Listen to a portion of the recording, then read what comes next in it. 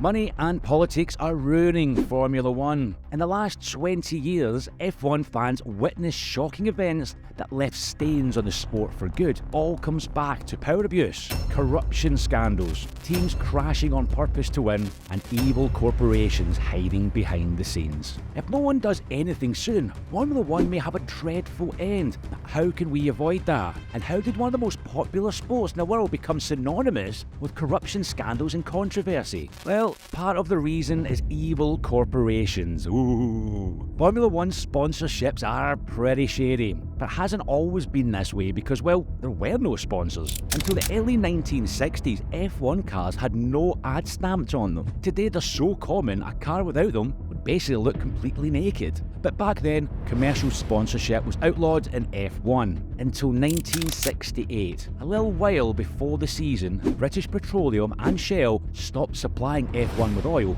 Firestone decided to start charging for tyres. So to pay for expenses, the FIA had to allow sponsors. So now F1 accepts sponsorships from pretty much everyone. And I mean everyone, like cigarette companies. For example, Marlboro are perhaps Ferrari's most famous sponsor. So those 5 times Schumacher won the championship for Ferrari was basically an endless and over-the-top cigarette commercial. Sure, a great example for kids. No wonder protesters got cigarettes banned from the media. But cigarettes are still lurking in F1 shadows to this day. The cars now have logos that aren't immediately recognisable but belong to cigarette companies. The owners of Marlboro are still the major sponsor of Ferrari. So, to all effects, F1 is still a product of one of the worst things for your health. And thanks to being so blatantly driven by money, the sport is also directly associated with climate issues. In the 2020 season, F1 partnered up with Saudi Aramco,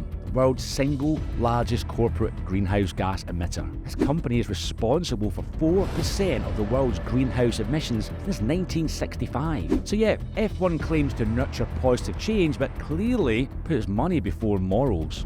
There's more. F1 also made a deal to run in Saudi Arabia for 10 years, even though the country has a dire record with human rights. Of course, a deal that would go wrong right in the beginning. During the 2022 Saudi Arabian Grand Prix, a missile hit less than 10 miles from the race. This was a direct result of Saudi Arabia waging war on Yemen. Drivers wanted to cancel the race, but the organisation didn't. Lewis Hamilton spoke against the director's decision, but it was no good. Just 48 hours after the bombing, drivers literally had to drive to survive. According to F1, the Saudi government had assured the event was secure. But was it really? Or was the prospect of losing $50 million by cancelling the event what really settled the final decision? If putting $50 million above human lives is shocking, what about stealing almost the same amount just so you can stay in power? Well, Bernie Ecclestone, former chief executive of F1, tried to do just that, and the details for his trial have more twists and turns than an F1 track. It goes something like this. Bernie Ecclestone and his Bambino family trust paid a $44 million bribe to Gerhard Grabowski. This guy was the head of the German bank Bayern LB, which owned a 47% stake in Formula One. Grabowski didn't tell a soul about the $44 million payment. Why? Well, because he got the money in exchange for selling the bank's F1 stake to private equity firm CBC. But how would that benefit Bernie Ecclestone? Well, CBC agreed to keep Ecclestone as chief executive of F1 if he won the 47% stake. This would allow Bernie to stay in power for years to come. But thankfully, the bribe didn't work, and Bernie Ecclestone went to trial in 2014. In August of the same year, both parties reached an agreement, and Ecclestone paid a $100 million settlement to the prosecutors. Turns out money really can buy you everything, including getting out of a 10-year prison sentence he would have served. This episode stained the sport forever. F1's unruly practices through the years helped push the sport down the controversy rabbit hole even further. F1's finances have angered fans deeply. But why? Well, the way Formula One divides the money between teams is extremely unfair. It's estimated the money involved in distribution reaches $1 billion.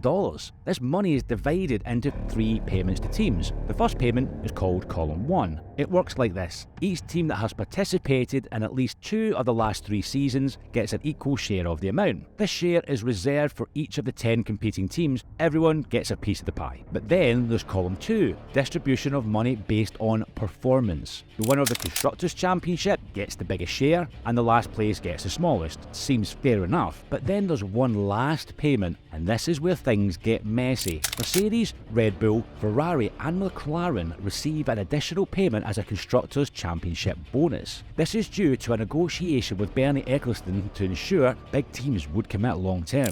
Yeah, this guy again, the one from the corruption scandal. Makes a little bit of sense. Then Red Bull gets another bonus for being the first team in this decade to commit long term to the sport. But Mercedes also wanted a juicy deal and cooked up another extra payment due to their back-to-back championships. Well, lastly, Williams has a heritage payment of 10 million. It's small compared to others, but given that the team has the worst performance overall, makes a difference. Then comes the biggest payout. Ferrari gets an extra payment which is bigger than the share of whoever wins the Constructors' Championship. This deal was made as recognition of Ferrari's participation in every F1 championship since the beginning in 1950. With this deal, the total amount Ferrari gets is 1/5 of the total F1 money, and the last team gets only 25% of Ferrari's payment. How can that be fair? But even if that angers you, there are worse things, like having your team order you crash your car to give your teammate an advantage. Now that's what happened in 2008 Singapore Grand Prix. During the race, Fernando Alonso was far behind, completely out of the running for victory. Conveniently, Nelson Piquet's vehicle crashed, prompting the intervention of the safety car. The safety car was Alonso's only plausible way of winning, given he was so far behind. This allowed Alonso to make up crucial time and win the race. It wasn't a coincidence. Well, 1 year later, Nelson was fired and told the FIA his crash in Singapore was on purpose. The case was investigated and rail directors were punished, not Alonso. Yet stage crashes aren't the only way teams meddle with results. They are the infamous team orders. The worst of all happened in 2002 when Rubens Barrichello gave way for Michael Schumacher to win the Austrian Grand Prix. Schumacher was the indisputable leader of the championship with double the points of second place, while Barrichello was going through a bad phase in 6th place. But things started to change. By the time the Austrian Grand Prix came around, Barrichello was brimming with confidence and leading the race until Ferrari gave him orders to let Schumacher pass. The radio conversation wasn't transmitted on TV, so we don't know the exact content. The discussion lasted for 8 laps until Barrichello finally let Schumacher pass. But Barrichello didn't want to obey the orders, but he did so because his contract had just been renewed. But the way he did it was genius. He gave way just a while before the race ended, so it was clear who the real winner was. On the podium, Schumacher gave Barrichello the trophy, but didn't fix anything. The media backlash was unstoppable. Even Brazil's president at the time, Fernando Enrique Cardoso, commented saying Barrichello was a real winner. Ferrari tried to justify themselves, saying they had lost the championship before by a few points. They wanted to ensure Schumacher remained in the lead. The FIA investigated the case and Ferrari received a $1 million fine. To stop such things happening again, F1 banned team orders. But it was no good. Ferrari repeated the mistake in 2010 with Alonso and Massa. Again, a Brazilian driver had to give way to a European one. I wonder if it's a coincidence they always give the advantage to Europeans. In a sport with such a lack of diversity, it wouldn't surprise me. Such a lack of diversity has been a main topic for 7-time champion Lewis Hamilton. I'd be damned if I'm going to win all these championships and have all this success and not use it to make change. Lewis Hamilton is the only ever black driver to race in Formula 1. He's got the most victories of all time. That wasn't enough to change the sport's landscape. Such an expensive sport creates a barrier for people with no money. Hamilton is the exception to the rule. That rule also applies globally. For instance, have you ever wondered what happened to the Brazilians in Formula 1? There was a time when at least one Brazilian driver drove at the top level, but now there's none. Everything is too expensive, and now that the dollar is 5 times that of the Brazilian currency, investing in the sport is almost impossible. So the lack of investment made Brazilians disappear from all Formula 1. I wonder if scholarship programs and global partnerships could bring diversity to such an elitist sport. Perhaps if all the money lost to corruption was used for that purpose, we could stop the sport's reputation being stained by scandals. Or maybe that's just too much of a utopia. How do you think we can make F1 better? Let us know in the comments. If you want to dive deeper into F1's problems, check out this video about racism in Formula 1, what Lewis Hamilton is doing to change it.